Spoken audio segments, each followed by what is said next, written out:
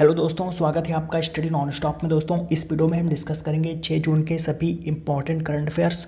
और इस वीडियो के लास्ट में मैं आपसे 2 क्वेश्चंस भी पूछूंगा जिसका आंसर आपको कमेंट बॉक्स में बताना रहेगा।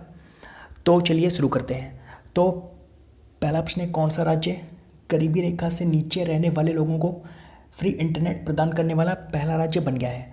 तो ये राज्य है केरल। केरल गरीबी रेखा से नीचे रहने वाले लोगों को फ्री इंटरनेट प्रदान करने वाला भारत का पहला राज्य बन गया है।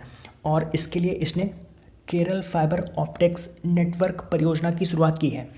इसके लिए इसने केरल फाइबर ऑप्टिक्स नेटवर्क परियोजना को शुरू किया है। इस परियोजना के तहत केरल में गरीबी रेखा से नीचे रहने वाले सभी नागरिकों को मुफ्त हाई स्पीड इंटरनेट मिलेगा। बात करें केरल की, तो केरल की राजधानी है तिरुवनंतपुरम। केरल के मुख्यमंत्री हैं पिनारई विजयन और केरल के राज्यपाल हैं आरिफ मोहम्मद खान। अगला प्रश्न, किस राज्य की पुलिस ने डिप्रेशन से ग्रस्त कर्मियों के लिए स्पंदन अभियान शुरू किया है? तो डिप्रेशन से ग्रस्त पुलिस कर्मियों के लिए स्पंदन अभियान को शुरू किया है छत्तीसगढ़ ने। छत्तीसगढ़ ने अपने पुलिस कर्मियों के मानसिक तनाव और डिप्रेशन की जांच करने के लिए और उनके लिए परामर्श सत्र, संगीत और योग थेरेपी की व्यवस्था करने के लिए स्पंदन अभियान को शुरू किया है। इस अभियान का उद्देश्य है छत्तीसगढ़ के पुलिस कर्मियों को डिप्रेशन और तनाव से बचाना। तो छत्तीसगढ़ के पुलिस कर्मियों को डिप्रेशन और तनाव से बचाने के लिए छत्तीसगढ़ ने स्पंदन अभियान को शुरू किया है। बात करें छत्तीसगढ़ की, तो छत्तीसगढ़ की राजधानी है रायपुर। छत्तीसगढ़ के मुख्यमंत्री हैं भूपेश बघेल और छत्तीसगढ़ की राज्यपाल है अनुसुईया उइके। अगला प्रश्न, पेमेंट्स इंफ्रास्ट्रक्चर डेवलपमेंट फंड बनाने की घोषणा किसने की है? तो इसका सही आंसर ऑप्शन बी आरबीआई ने, यानी कि रिजर्व बैंक ऑफ इंडिया ने। तो हाल ही में आरबीआई ने पेमेंट्स इंफ्रास्ट्रक्चर डेवलपमेंट फंड बनाने की घोषणा की है और इस फंड से आरबीआई भारत में भुगतान प्रणाली के डिजिटलीकरण को बढ़ावा देगी। तो आरबीआई ने पेमेंट्स इंफ्रास्ट्रक्चर डेवलपमेंट फंड बनाने की घोषणा हाल ही में की है। बात करें आरबीआई की, तो आरबीआई की स्थापना हुई थी 1 अप्रैल 1935 को। 1 अप्रैल 1935 को इसकी स्थापना हुई थी और आरबीआई का मुख्यालय है मुंबई में और इसके वर्तमान में गवर्नर हैं शक्तिकांत दास। और शक्तिकांत दास ये इसके 25वें नंबर के गवर्नर हैं। और आरबीआई का राष्ट्रीयकरण कब हुआ था? तो इसका राष्ट्रीयकरण हुआ था 1 जनवरी 1949 को। 1 जनवरी 1949 को आरबीआई का राष्ट्रीयकरण हुआ था और इसका वित्तीय वर्ष होता है जुलाई से जून। बाकी जितने बैंक होते हैं उनका वित्तीय वर्ष होता है अप्रैल से मार्च, लेकिन आरबीआई का वित्तीय वर्ष होता है जुलाई से जून। अगला, विश्व व्यापार संगठन में भारत के नए राजदूत के रूप में किससे नियुक्त किया गया? तो इसका आंसर ऑप्शन है बृजेंद्र नवनीत को। तो भारत ने बृजेंद्र नवनीत को विश्व व्यापार संगठन में भारत का नया राजदूत नियुक्त किया है। बात करें विश्व व्यापार संगठन की, यानी कि वर्ल्ड ट्रेड ऑर्गेनाइजेशन, तो इसकी स्थापना हुई थी 1 जनवरी 1995 को। 1 जनवरी 1995 को इसकी स्थापना हुई थी और इसका मुख्यालय है जिनेवा, स्विट्जरलैंड में। और इसके वर्तमान में महासचिव हैं रोबर्टो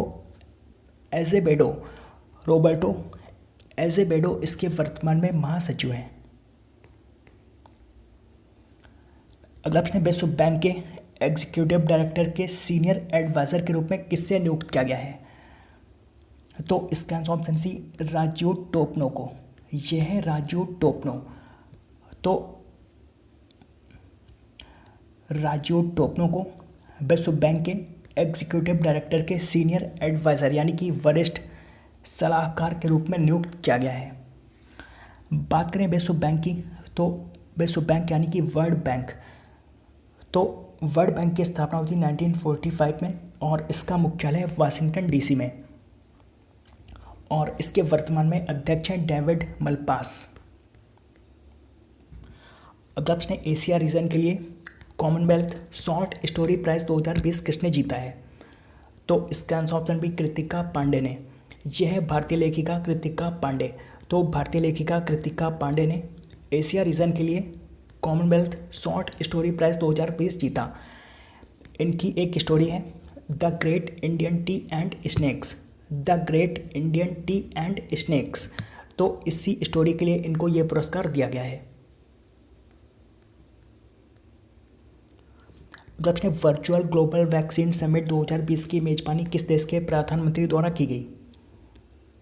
तो वर्चुअल ग्लोबल वैक्सीन समिट 2020 इसकी मेजबानी हाल ही में की ब्रिटेन के प्रधानमंत्री बोरिस जॉनसन ने। तो ब्रिटेन के प्रधानमंत्री बोरिस जॉनसन ने वर्चुअल ग्लोबल वैक्सीन समिट 2020 की मेजबानी हाल ही में की और इसमें भारत की ओर से इसमें भाग लिया प्रधानमंत्री नरेंद्र मोदी ने। प्रधानमंत्री नरेंद्र मोदी ने भारत की तरफ से इसमें भाग लिया। प्रश्न है विश्व पर्यावरण दिवस कब मनाया जाता है? तो विश्व पर्यावरण दिवस ये हर साल 5 जून को मनाया जाता है। हर साल 5 जून को विश्व पर्यावरण दिवस यानी कि वर्ल्ड एनवायरनमेंट डे के रूप में मनाते हैं। यह दिन पर्यावरण संरक्षण और लोगों को प्रकृति के महत्व के बारे में जागरूक करने के लिए मनाया जाता है।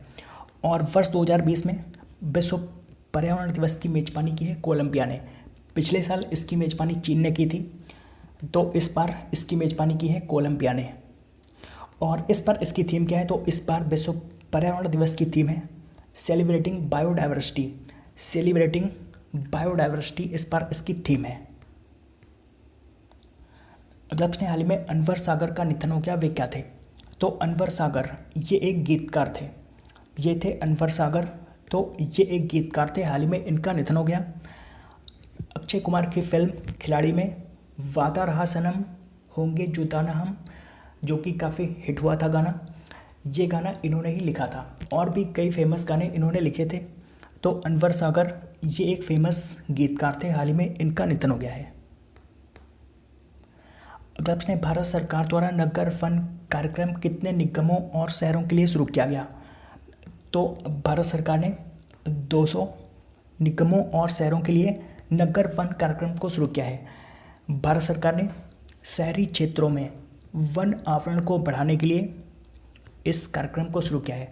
जो शहरी क्षेत्र हैं वहाँ पर वन आवरण को बढ़ाने के लिए भारत सरकार ने इस नगर वन कार्यक्रम को शुरू किया है। तो इसे 200 निगमों और शहरों के लिए शुरू किया गया है। तो आज आपके लिए पहला प्रश्न है बाफ्टा के नए अध्यक्ष कौन होंगे? और आज आपके लिए दूसरा प्रश्न है भारतीय उद्योग परिसंघ के नए अध्यक्ष कौन बन गए हैं? तो इन दोनों प्रश्नों का आंसर आपको कमेंट बॉक्स में बताना है। तो दोस्तों उम्मीद करता हूँ आपको ये वीडियो पसंद होगा। अगर आपको ये वीडियो पसंद आया हो तो आप इस वीडियो को लाइक और शेयर करना मत भूलिए। और अगर आपने अभी तक इस चैनल को सब्सक्राइब नहीं किया तो आप इस चैनल को भी सब्सक्राइब कर लीजिए। तो दोस्तों मिलते हैं अगले वीडियो में, तब तक के लिए गुड बाय।